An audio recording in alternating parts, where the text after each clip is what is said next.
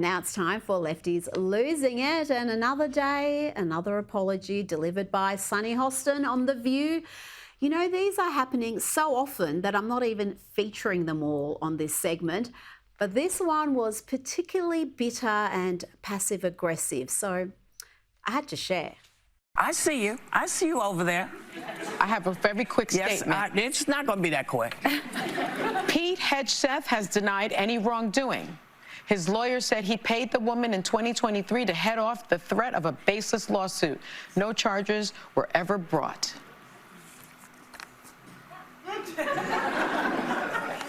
You rushed me for that? They're not a happy bunch, are they? Not much joy there. And remember when the Democrats tried to gaslight America and the world with the lie that they were the party of joy, when we all know they're the party of grievance, hysteria and screechy sounds. We won't go back ever. What are we not going back to? We're not going back to the past where women had no rights. Ever, ever, ever. To a young man now desperate to play the victim, here is an American climate activist just bagging his country.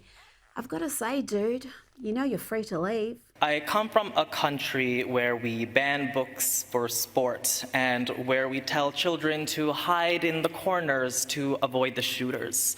I come from a place where we bully LGBTQ kids in schools and where we are actively taking away women's rights. I come from the United States.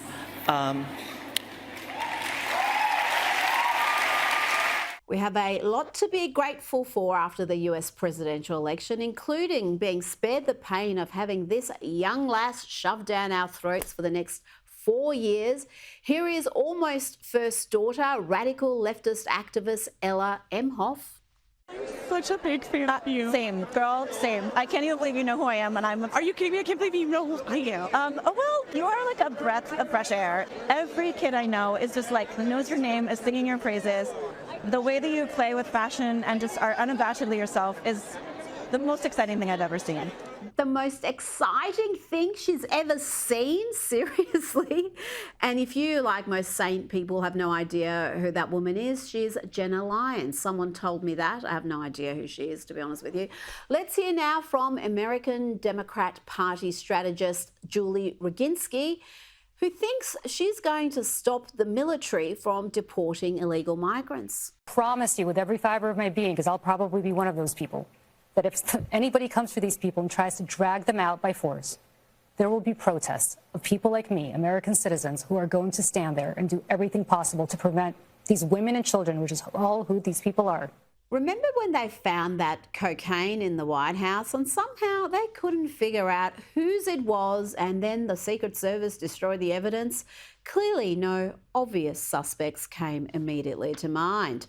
Now to MSNBC and far left commentator Molly Jong Fast, who was left speechless by news of Hunter Biden's pardon. Hunter lied on a mandatory gun purchase form by saying he was not illegally using or addicted to drugs. According to NBC News, the president made the decision this weekend. Molly, fast and furious, what do you make of this new news?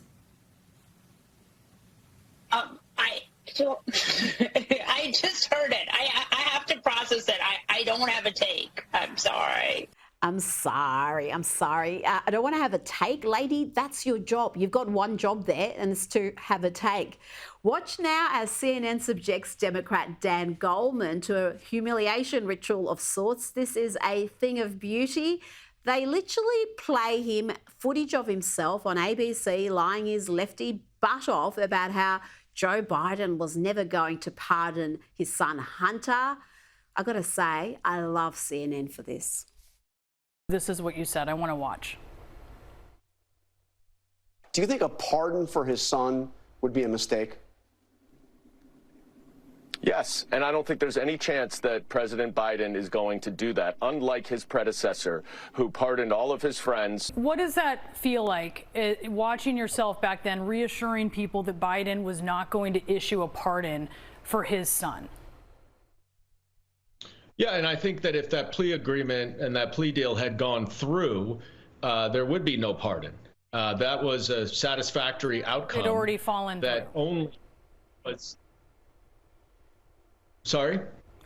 When you reacted, this was when the deal had fallen through.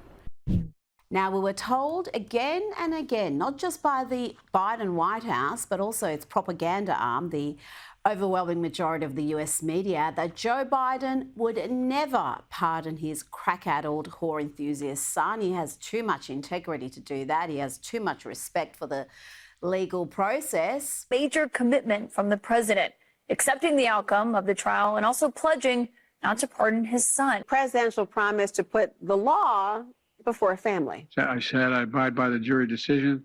I will do that, and I will not pardon him. Letting the world know that he will not wipe away the decision of 12 of his son's peers. One side, Democrats and Joe Biden protecting the justice system, and on the other, Republicans and Trump protecting Trump. Our current president of the United States has so much respect for the law that he has said he would not pardon his son. I mean, what... Yeah.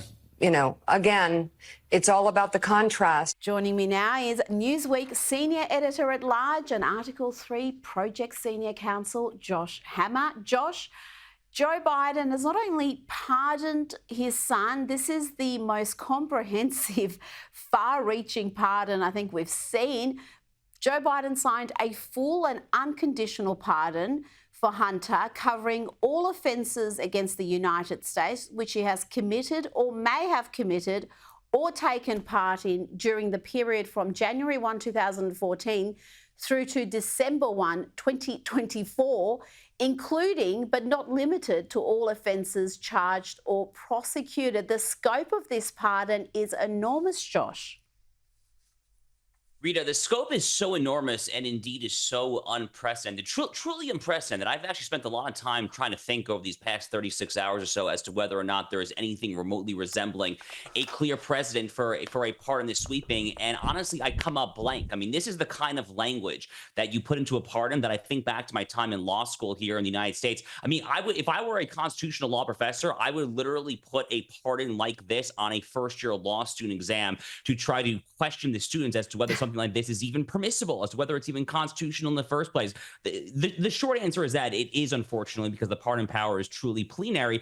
But the point is that there's no precedent for this. I mean, this has not happened to my knowledge any time in recent history or in history at all, let alone to actually do so to one's son, to one's literal next of kin. I mean, I'm somewhat flabbergasted, Reed. I really don't necessarily have words for this.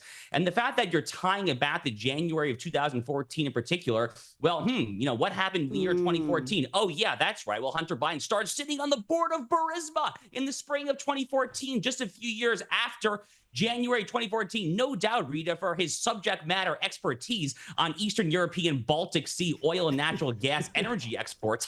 I jest, of course. He has no expertise in this whatsoever. But I mean, you know, Joe Biden says that this was an example of a politicized prosecution. I actually agree with him, but for the exact opposite reason. The special counsel, David Weiss, deliberately slow-walked this case. He did not look into FARA, the Foreign Agents Registration Act. He deliberately let the 5-year statute of limitations toll on that particular statute there.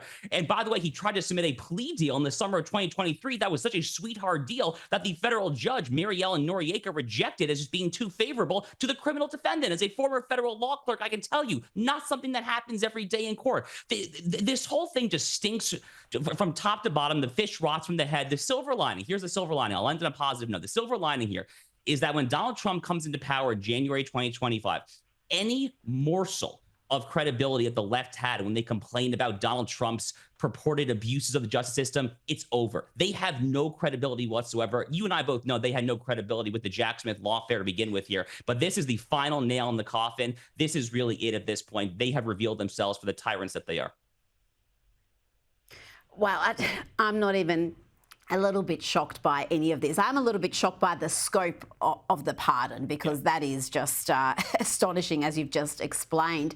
But let's not forget, Donald Trump was impeached for wanting to investigate what actually happened with Ukraine and Hunter Biden and Burisma, just for wanting to have a look at things that are now beyond the justice system, where Hunter Biden has just got this get out of jail free card. And I do wonder whether that get out of jail free card, Josh, is really for Joe Biden himself and other members of the family, because at the end of the day, Joe Biden was the product. This entire pay for access scheme they were running, Joe was at the centre of it. Without him, there would be no money coming in.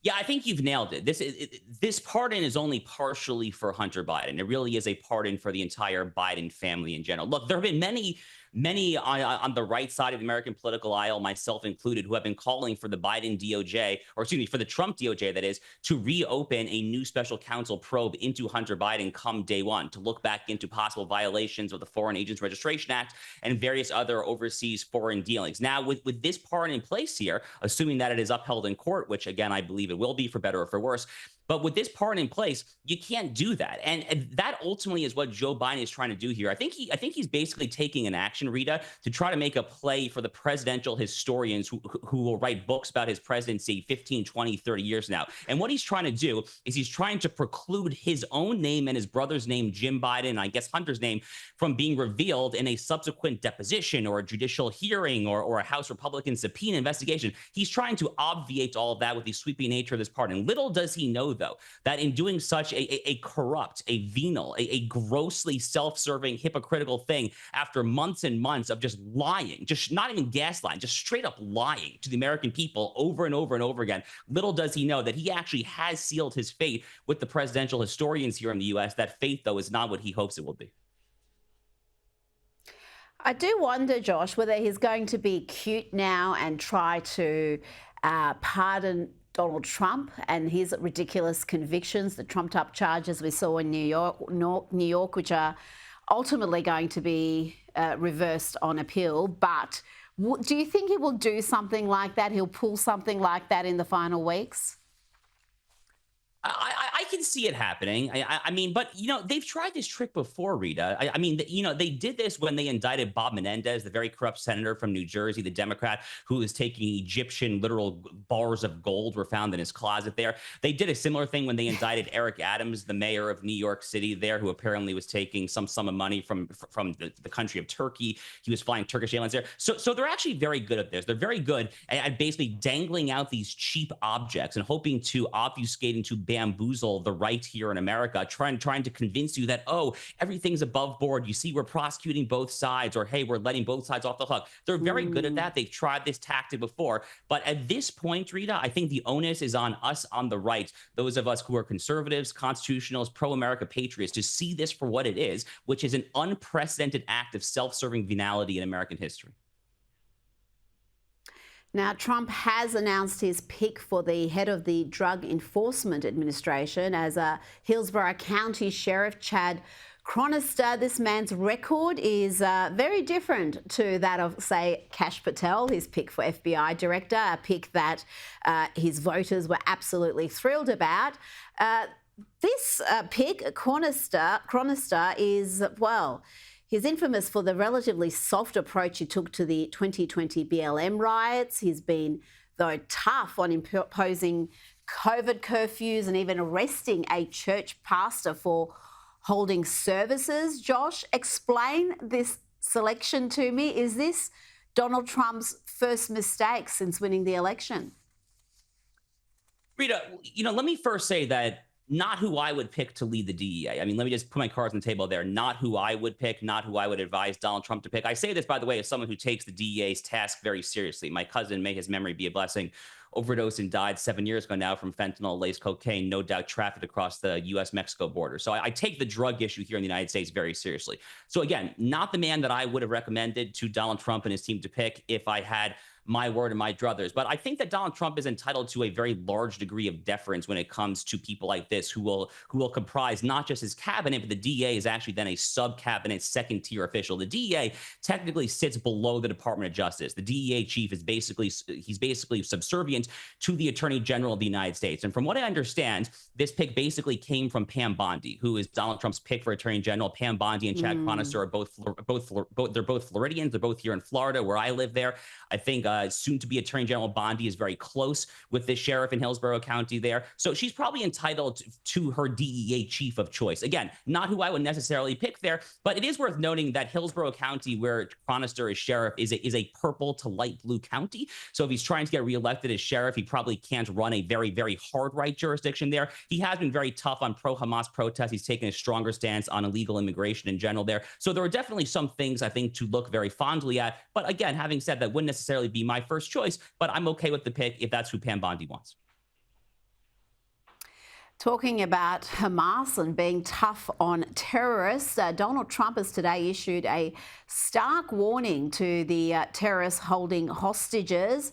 I'm going to read from this part of the post that he shared on Truth. He said, "Please let this truth serve to represent that if the hostages are not released prior to January 2025, the date that I proudly assume office as President of the United States, there will be all hell to pay in the Middle East and for those in charge who have perpetrated these atrocities against humanity.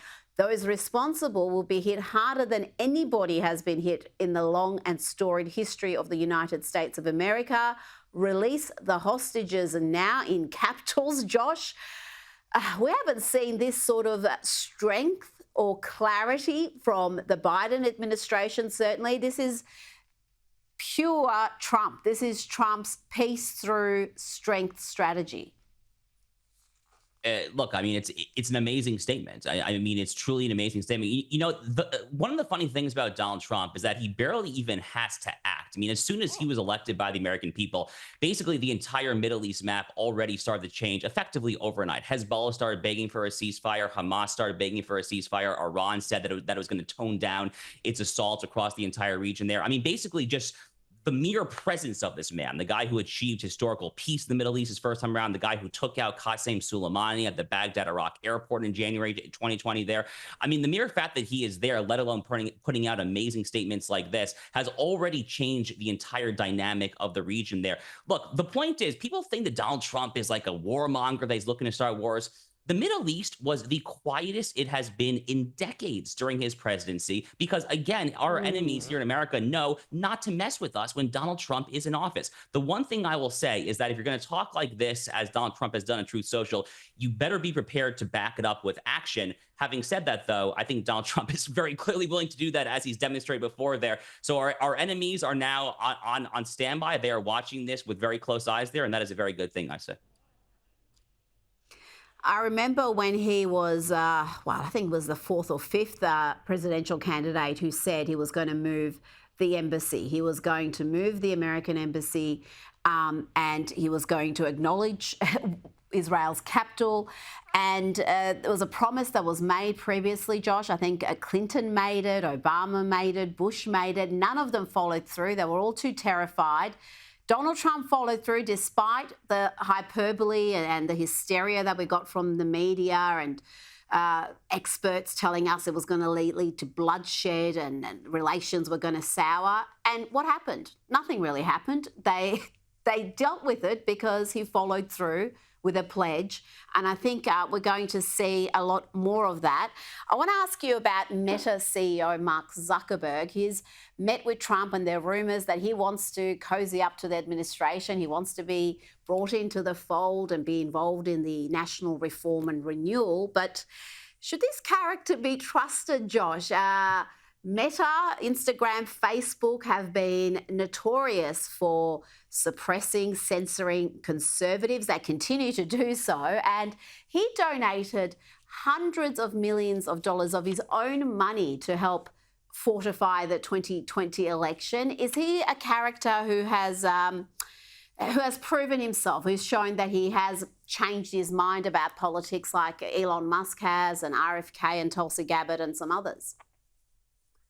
You know, I would not trust Mark Zuckerberg personally at all. I mean, to put it mildly there, but he's on this current long extended mea culpa apology tour. It's very odd, actually. I mean, this started really over the summer. He put out some statement acknowledging that Facebook was complicit in censoring the Hunter Biden laptop story from the New York Post back in 2020.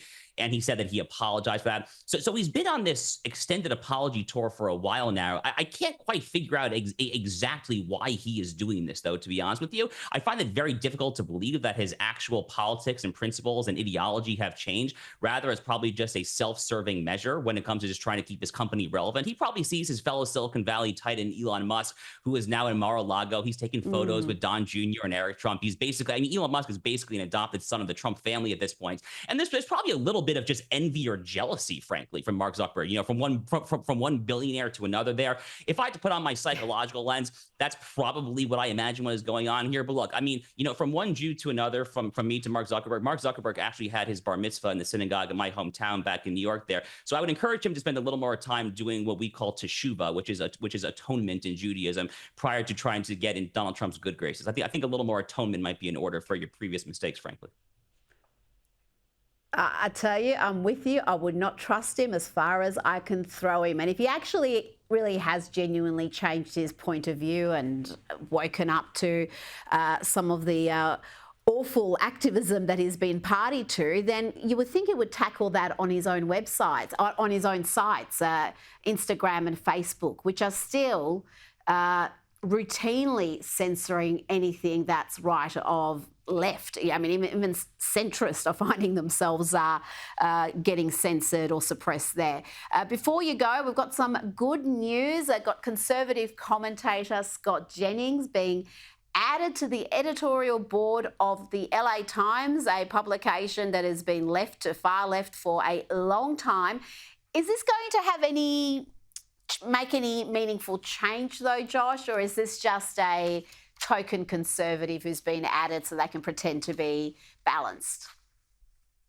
So the LA Times, it's worth giving some credit where credit is due. The LA Times was one of the major publications that ultimately refused to endorse in the 2024 election, along with the Washington Post and USA Today. Those are really the big three liberal papers which refused to endorse Kamala Harris or Donald Trump in this election. So the fact that they refused to endorse and now they're bringing in Scott Jennings is definitely a propitious sign for the future there. But ultimately, the devil will be in the details there. I want to see what his columns look like. I want to see those voices actually represented on the editorial boards, in-house editorials. I actually published one op-ed myself at the LA Times about 4.5 years ago now. I haven't bothered to try again. It's been a very long time since that was a hospitable place to publish conservative commentary. So I guess, the proof will ultimately be here in the pudding. Look, Josh, I differ with you on that point. I don't give them credit for not endorsing Kamala, and same with the Washington Post, because they run nothing but pro-Kamala, anti-Trump material 24/7, and then they don't endorse, pretending that means they're balanced or they're not committed to one side, when we all know where their politics and their agenda runs. So we'll be watching and seeing if Scott Jennings has an impact at the LA Times. Josh Hammer, thanks for your time tonight. Thank you, Rita.